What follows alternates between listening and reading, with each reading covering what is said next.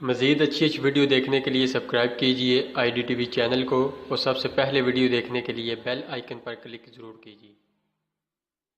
من الشیطان الرجیم، بسم اللہ الرحمن الرحیم۔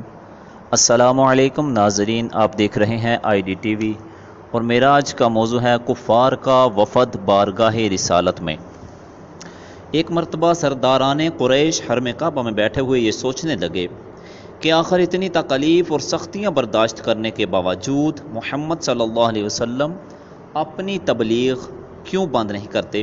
آخر ان کا مقصد کیا ہے؟ ممکن ہے یہ عزت و جاہ یا سرداری و دولت کے خواہاں ہوں۔ چنانچہ سبوں نے عتبہ بن ربیعہ کو حضور صلی اللہ علیہ وسلم کے پاس بھیجا کہ تم کس طرح ان کا دلی مقصد معلوم کرو۔ چنانچہ عتبہ تنہائی میں آپ صلی اللہ علیہ وسلم سے ملا اور کہنے لگا کہ اے محمد صلی اللہ علیہ وسلم، آخر اس دعوت اسلام سے آپ کا مقصد کیا ہے؟ کیا آپ مکہ کی سرداری چاہتے ہیں، یا عزت و دولت کے خواہاں ہیں، یا کسی بڑے گھرانے میں شادی کے خواہش مند ہیں؟ آپ کے دل میں جو تمنا ہو کھلے دل کے ساتھ کہہ دیجئے۔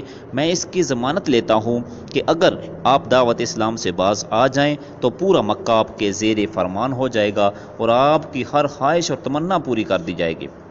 عتبہ کی یہ ساہرانہ تقریر سن کر حضور رحمت عالم صلی اللہ علیہ وسلم نے جواب میں قرآن مجید کی چند آیتیں تلاوت فرمائیں، جن کو سن کر عتبہ اس قدر متاثر ہوا کہ اس کے جسم کا رونگٹا اور بدن کا بال خوف ذوالجلال سے لرزنے اور کانپنے لگا، اور حضور صلی اللہ علیہ وسلم کے منہ مبارک پر ہاتھ رکھ کر کہا کہ میں آپ کو رشتہ داری کا واسطہ دے کر درخواست کرتا ہوں کہ بس کیجئے، میرا دل اس کلام کی عظمت سے پھٹا جا رہا ہے۔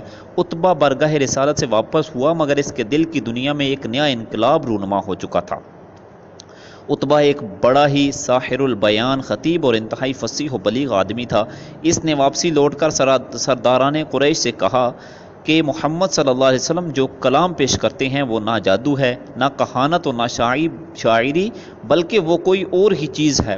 لہٰذا میری رائے ہے کہ تم لوگ ان کو ان کے حال پر چھوڑ دو۔ اگر وہ کامیاب ہو کر سارے عرب پر غالب ہو گئے تو اس پر ہم قریشیوں ہی کی عزت بڑھے گی، ورنہ سارا عرب ان کو خود ہی فنا کر دے گا۔ مگر قریش کے سرکش کافروں نے عتبہ کا یہ مخلصانہ اور مدبرانہ مشورہ نہیں مانا، بلکہ اپنی مخالفت اور ایذا رسانیوں میں اور زیادہ اضافہ کر دیا۔